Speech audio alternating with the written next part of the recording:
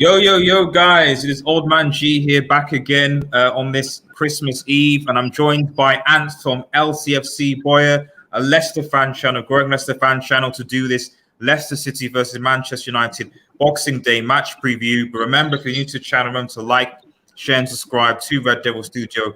Follow us on Twitter if you're on X and smash the notification button for latest Manchester United news. I also have the link to LCFCBOYA's channel.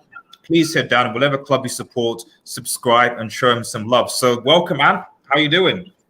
I'm good, mate. I'm good. Looking forward to Christmas. Looking forward to Boxing Day. I've been working today, so Boxing Day only really Christmas Eve only really started a couple of hours ago for me. So just now starting to sort of feel a little bit more Christmassy. Yeah. Well, mate, I agree with you. I think I literally just came back, delivered a few presents, and unfortunately, I'm going to be working on Christmas Day as well. So my Christmas is probably going to be Boxing Day. But anyway, I'm looking forward to it because we've got a good game going on, and going into it. So, Merry Christmas, Kobe. Hope you're doing well, Chief. Leicester,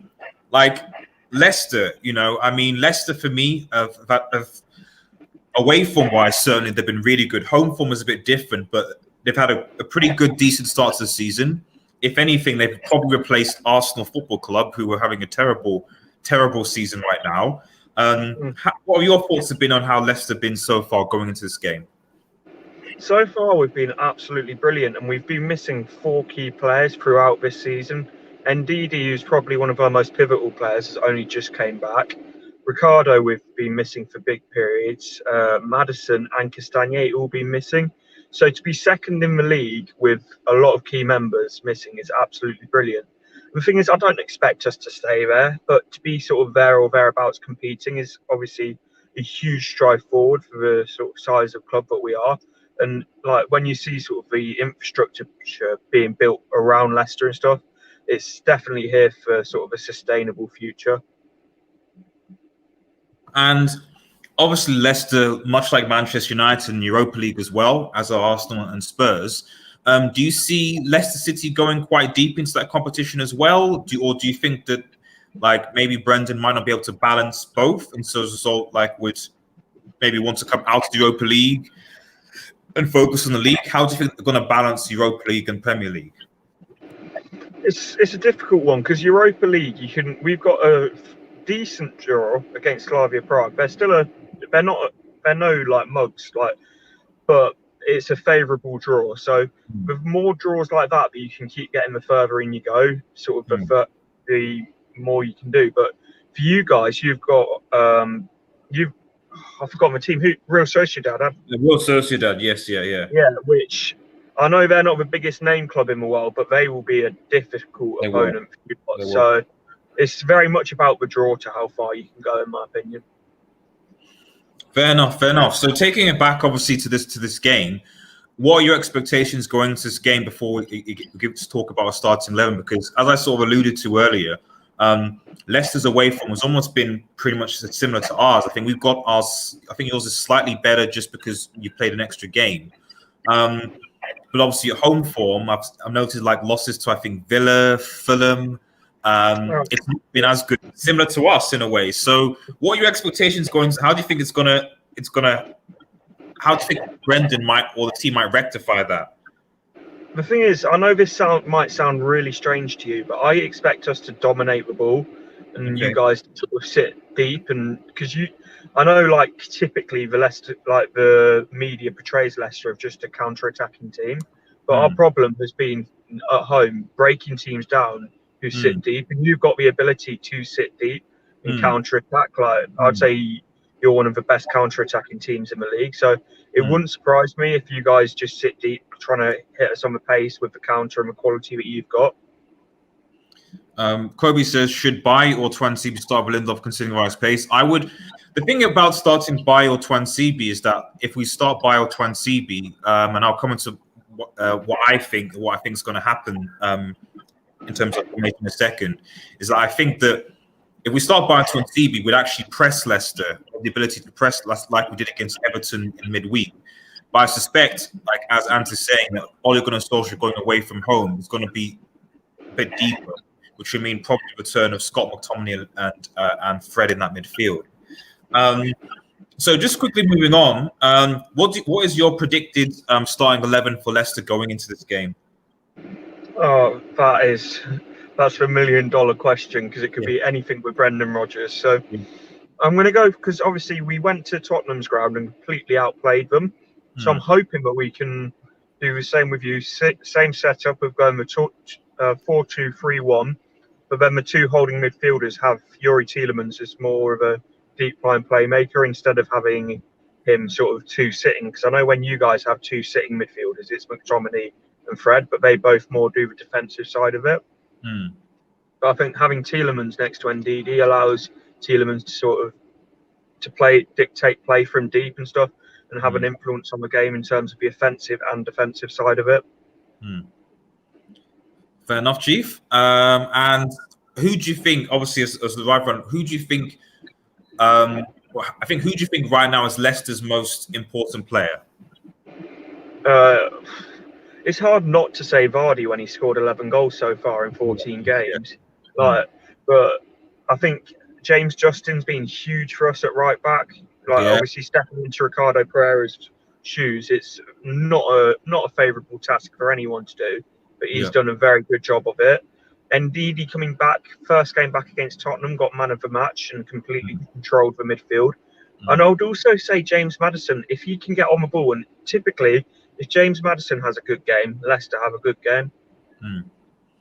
Fair enough. And then who would you say in the United team is the player that you're probably most worried about? I don't know, because you've got 4 or 5 different players that can hurt you from different areas, sort of thing. Obviously, you've got Fernandes, who's your main creator and sort of able to score, create, and really influence the game. Pogba on his day can be an absolute world beater.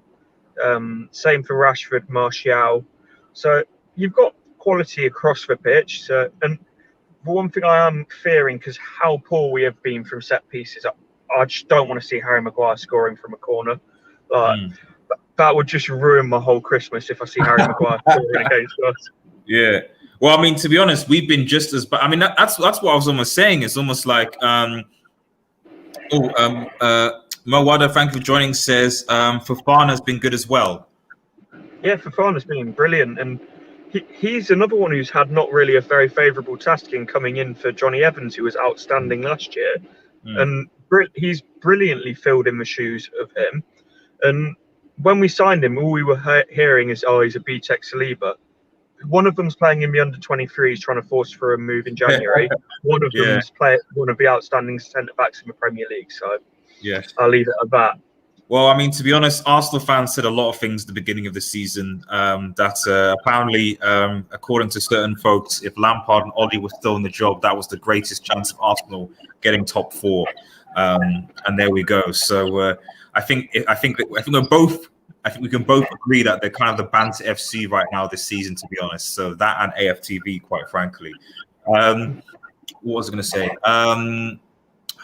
What's my train of thought there? I will quickly just move on to what I think the starting line for Manchester United are. And obviously, let me know what your thoughts are in the comments for those who are watching. Remember, if you are watching, please remember to like and share to Red Devil Studio. Like I said, I think going away, I think Ole Gunnar Solskjaer is going to go back to the whole 4-2-3-1 that he played, even though I don't want him to. When he plays against teams that he fears that he's going to lose, he tends to go back to the 4-2-3-1 as opposed to the diamond of the 4-3-3. Therefore, I expect he'll play De Gea. The only issues are Wan-Bissaka and McTominay, because there's an injury doubt on Wan-Bissaka and McTominay. I'm not 100% sure whether those guys are fit. And personally, for me, I'd rather Wan-Bissaka and McTominay stay out rather than coming into a game getting themselves injured. So assuming that Wan-Bissaka and McTominay, that are injury doubts, are out of the team, he'll probably play Twanzebe on the right like he did beforehand. He'll then play probably Lindelof and Maguire. The positive thing about that I guess lineup in a way is because Twanzebe is essentially a centre back. Him and Lindelof can kind of interchange. So as a result, pace issue that Vardy had might not necessarily be as much of an issue as it was with Wan-Bissaka, who is a fullback, but actually isn't really a good centre back to come in that position. So Lindelof and Maguire, I expect. Then probably have Luke Shaw coming back into the team. Two in front,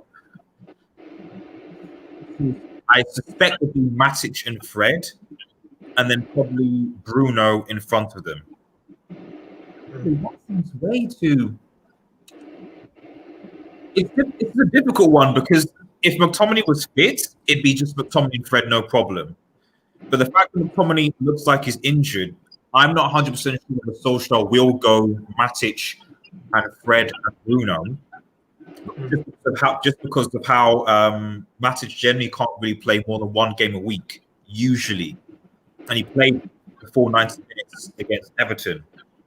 So it's quite possible that Solskjaer might actually go the diamond route, and instead of playing, still play Matic, but play either the diamonds and play Matic, Fred, Pogba, either side, and then play Bruno in front of him.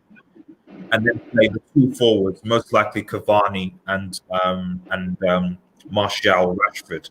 But I suspect you probably will play Matic, Fred, Bruno. Pogba will drop to the bench, and then he'll play 1-3 of Rashford and Martial, if that makes any sense. The thing is, I think what's interesting about what you're saying is I really think the midfield is going to be the area where this game's won and lost. Because if Ndidi and Maddison and Tielemans can get the upper hand on that midfield, I really think that can provide a platform for us. But at the same time, if whoever plays in your midfield can get that upper hand, then it could be very hard for us to get a foothold into the game. Kobe says, imagine a Johnny Evans and Maguire goal. I'm sure that would be... I mean, he was agent Johnny Evans in the last game of the season, if I recall, when there was that penalty. Yeah. But we don't talk about that game, right? But we also have Agent Maguire, and we've been, as you yeah, I remember my train of thought now, because you were saying we've been conceding from a lot of set pieces, and I was saying we've also been conceding from a lot of set pieces, in part because of Maguire. So, to be honest, it wouldn't surprise me if he was at fault for one of the goals for that reason. So, quick question from Kobe as well: is Sionchu back? Nope. Brilliant. No. He's not far away from being back, but he's been one of those. I don't know if you guys get this. He's 1 week away, and that seems to have been going on for about 2 months now. Yeah. Basically, our entire defense is like that. So, Bailly, Twansibi, they're back, and then they get injured, and they're back out again, and it's just a repeating cycle. Let me just quickly get, so this will just be interesting, just what a combined 11 would be. So I'm just going to quickly just share screen this. So hopefully you guys can see that. Yep, okay. So this is basically like trying to, want to get any guests on us, try and debate, discuss like what a combined 11 would actually be.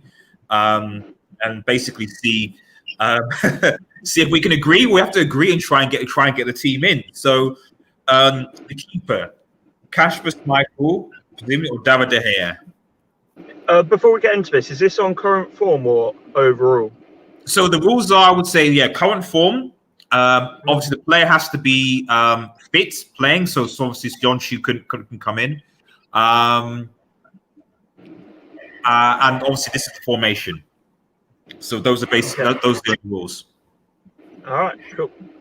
Okay, so goalkeeper, would you say De Gea edges this on current form? Current form, overall, I would say De Gea edges this. Well, not edges this, is clear, but current form, Schmeichel has been outstanding for us this season, and he's been a key reason that we've got to as many points as we have.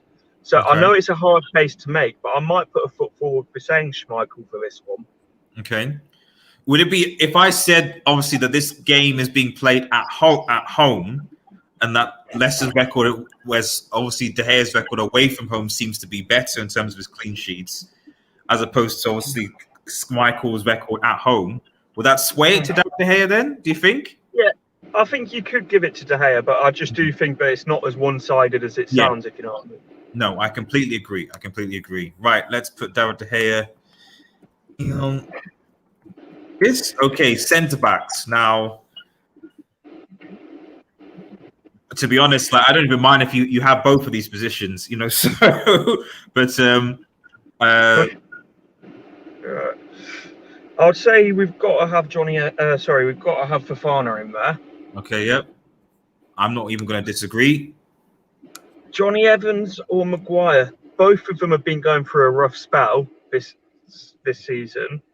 The only difference is Maguire cost 80 million, Johnny Evans cost 3 million. So price is irrelevant to it, but I just had to get the 80 million in there. But you scammed us. You scammed us. You got the pocket. I mean, actually, Ben Chilwell's doing okay for Chelsea from what I've seen so far. So, but no, you. I'll give you Maguire for that one. I think Maguire and Fofana. I mean, to be honest, I would even have Lindelof over Fofana. To be honest, sorry, Lindelof over Maguire. To be honest, because I don't know. Maybe I'm a lot more harsh on him because he's the captain, and because his decision making, especially when we defended set pieces, has not been great. And while he does offer more from the air in terms of his headers, we haven't really got a lot out of that this season. And I think that Lindelof is a lot more comfortable in the ball. So I'm probably going to put Lindelof over Maguire. So Lindelof going in here then? Yeah, it's up to you, mate. Yeah, I would agree with that, but I don't either watch enough of United to make a fair decision in between the two of them. And Lindelof, oh yes, Mo says Lindelof and Fana. Mo, yeah, Lindelof scored an assist. That is true. So I will, and we are talking current form. So I'll put that Lindelof. Right back. Ricardo Pereira. I was going to say, I mean, it's only really been Wan-Bissaka, and Wan-Bissaka's potentially injured, so he wouldn't be even in contention anyway. Oh no, Ricardo Pereira's injured as well. Oh right, okay. So really, all I have is Axel Tuanzebe really as a deputy in that position. I'd say James Justin because he's been very good whilst Ricardo's not been able to play. Obviously, there's levels to it, but JJ's a very good deputy. I won't have any complaints because, like I said, we only really have is Fitz would be Tuanzebe to play, and he's not really played in that position. Moses, hasn't Justin been playing at left back? He's been playing left back, right back, centre back, left wing back, right wing back. You name it, he's played it. But normally he is a right back. Yeah, so I think to get into this team, I think that's probably the best because I don't have any fits. We don't have any fit, consistent right backs right now, to be honest. Left back is interesting. We have several, but we have Telles and Luke Shaw.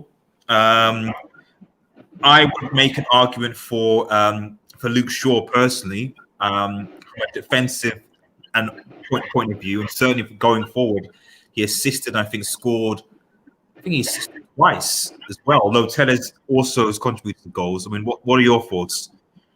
I would agree with that. To be fair, we've got Castagne who's come in, but it's hard. I rate Castagne highly, but it's hard to have a proper opinion of him yet because he got injured for quite a long period after a very positive start. I like what I'm seeing from him, but it's not enough to be able to sort of have a huge rate him massively highly because I've only seen him for 4 or 5 games. Right. Nope, that is fair enough. Right, I think Shaw will go in here. Right, so we're playing 4-2-3-1. So I think it's just general we'll play. Who would you say are the holding midfielders or play there? Ndidi. I think Ndidi's got to be in there. Yep. Okay. I'd make an argument for 8 for probably. So even though there's 2 holding, I think that Pogba can go into that role. Yeah, so he can sort of play there, but he can obviously go. He can go a bit forward as well. I would be making a big case for Fred, but for me, Fred is a borderline equivalent to Ndidi. So we have Ndidi in that, who I think should go in ahead of Fred because I think he's a better in that position. I think then you have Pogba. Van der Beek just unfortunately has not been getting enough game time, and Bruno will play slightly further forward. Matic is irrelevant if Ndidi's in there as well, so I think we'll go for Ndidi at 7. Would you agree? Yep. This is a pretty good team, actually. Right. Okay. Right. In that cam number 10 position, I'm obviously going to say Bruno Fernandes. I think it is Bruno because I am a massive fan of him and I think he's an absolute quality player. But I think James Maddison as well, he deserves a shout. He's had a very, very good season so far, scored some absolute peach of goals and really influential in our team. But I do think right now, Bruno Fernandes is the better player. Fair enough. We agree. This has been pretty good. We've been quite agreeable on this. And the last one, the Everton one that I did, it took a lot longer. So I tried to be as unbiased as possible. that's very rare for fan channels, sort of try and get their opinion out. So, but no, it's good. Right. Right winger. So that's on the number 9 bit. We've got Under. He's all right, I guess, but I'd have Greenwood in there if I was you. It's a difficult one because the thing is, this season we've not really had a consistent. There've been many players that played there. So Mata has played there, Greenwood has played there, Rashford has played there. Who else has played there? Daniel James has played there, and so on. So I would. It's a difficult one because I'm already going to say that 11 is going to go to Vardy. The thing is, I would say right wing. You've mentioned him, Rashford, and I'm only going to say that is because of who I'm going to put on left wing. Yeah, I think I'll put Rashford on the right wing. I think from what I've seen, the best in terms of best performance has been for Marcus Rashford on the right wing. So I will put Rashford on the right, and I have a feeling I know who you're going to put on the left. I do have a feeling. I'll just get Rashford. Who is your? Because I think I'm going to probably agree. Who's on the left? It's got to be Harvey Barnes. There we go. Yeah, and Mo agrees. Barnes and Rashford on the wings. I'm not gonna disagree with that. I'm not. How good do you think has Barnes been for you this season? Oh, he's come on massively, absolutely massively. He's been brilliant. Sorry, I'll just get that. So it's the number. Yeah. Let's get that in. Harvey Barnes. Right. As much as last position, obviously, on number 11 on front, as much as I love Martial, as much as Cavani even looks pretty good and scored a sick goal, I think in terms of consistency, I'm not gonna disagree with putting Jamie Vardy up top. Yeah, he's been absolute. The thing is, every year you hear it at the start of the season, he's not going to reach the levels. He's not going to reach the levels. He's evolving his game, and there's so much more to his game than just pace. Which, when you watch him on a week in, week out basis, you start to realise how much of a clever and influential player he is for Leicester. Yeah. No, I completely agree, and this is the thing. I keep on saying because there was a lot of comparison between Vardy and Kane, obviously Aubameyang. Sometimes there was almost an insult. Aubameyang, it was almost like the Gabonese Jamie Vardy, as if Jamie Vardy was somehow a player that wasn't that great. They wish they had Jamie Vardy. They wish they had Jamie. Well, exactly. He's on less money and has scored more goals, and Aubameyang has scored 1 goal and an own goal. So basically 0. I think Vardy is a fantastic player, and every season you still expect Vardy to score at least 20 plus goals where he's at. And to be honest, I can't think of many teams around Europe that have such a prolific striker than Jamie Vardy. They're consistent, aside from maybe Benzema, Lewandowski. But you're naming the very, very elite of European football. Exactly. I like you, mate. You're one of the very few fan channels that put him in that tier, because normally he gets compared to the likes of Danny Ings, who in himself is a very good striker, but Vardy, the consistency he's had, he deserves to be put in that top tier. No, I absolutely agree, because if we're talking about because when we look and we talk specifically about outright number 9s. Okay, I'm not talking about wingers or inside forwards or whatever, so like, for example, Rashford and Marshall, I think more inside forwards. Outright number 9s, he's got to be up there. I even think, if we look at world football right now, obviously Benzema, Lewandowski, enough said. Suarez, I don't think is I think has passed it.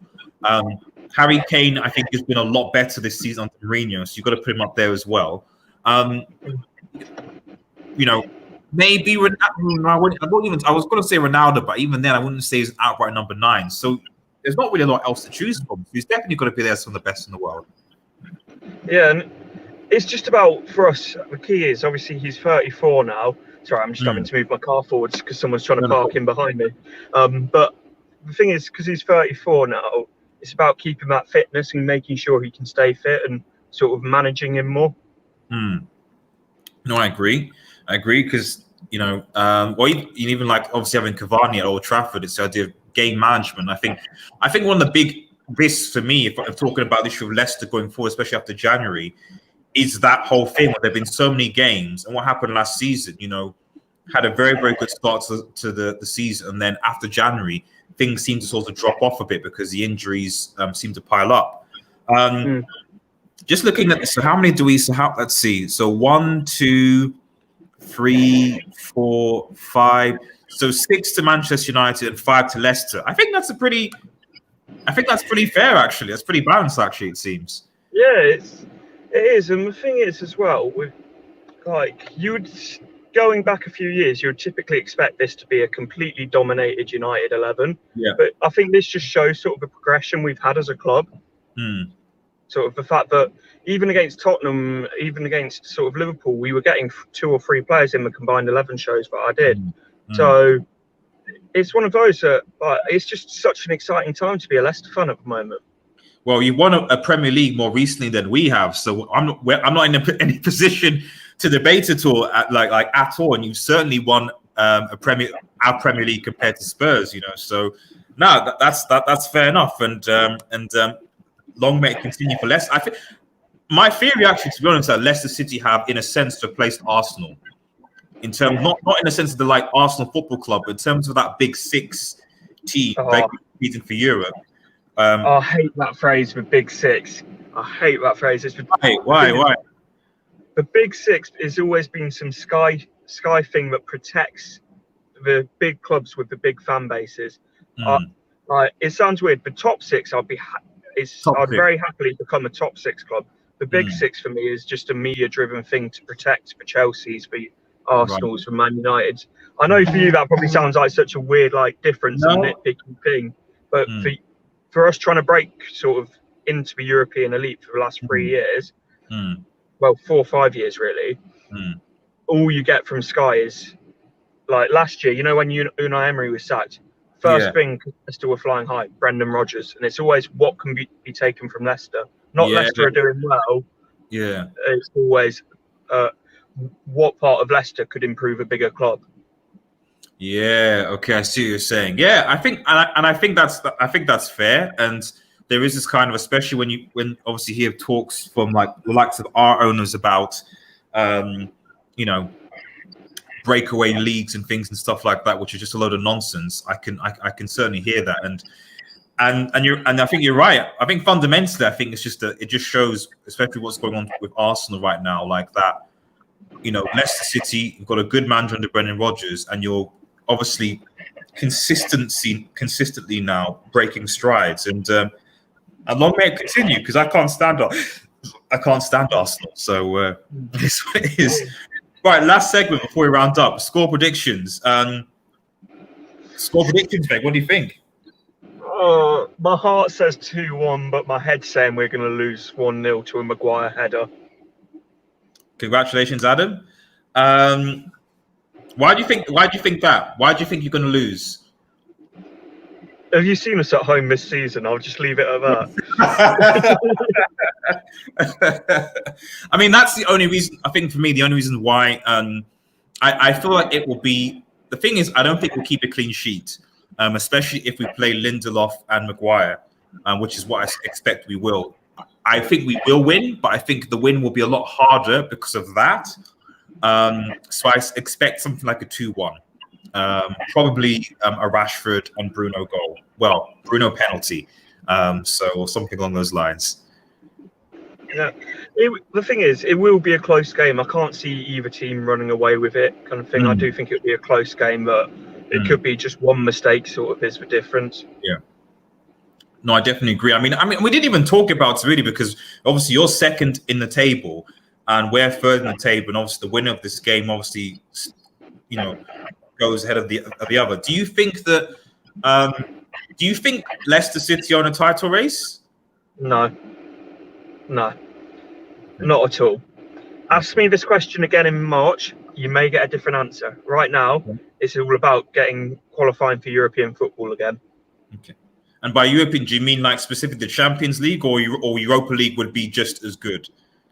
It wouldn't be just as good, but I would still be very happy qualifying for Europa League again. Fine.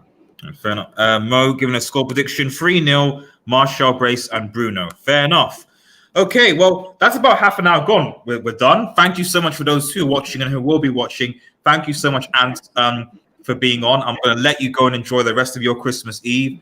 Really, really appreciate it. If you're new to the channel, remember to go link in the description. Head over to LCFCBOYA Ant's channel. Leicester Definitely City. not LFC, not a Liverpool fan. Not Liverpool, no. Definitely, I would not link a Liverpool fans channel. Listen, not any chance, not any chance. But yeah, thanks again, and hopefully be a cracker on Boxing Day. Yeah, and everyone, I hope you all have a really nice and enjoyable Christmas if you do celebrate it, and make sure to stay safe. Obviously, not the best times for people at the moment, but I hope you guys all get through and stuff. I second that as well. I second that. Take care, everyone. All the best, guys. Happy holidays and cheers.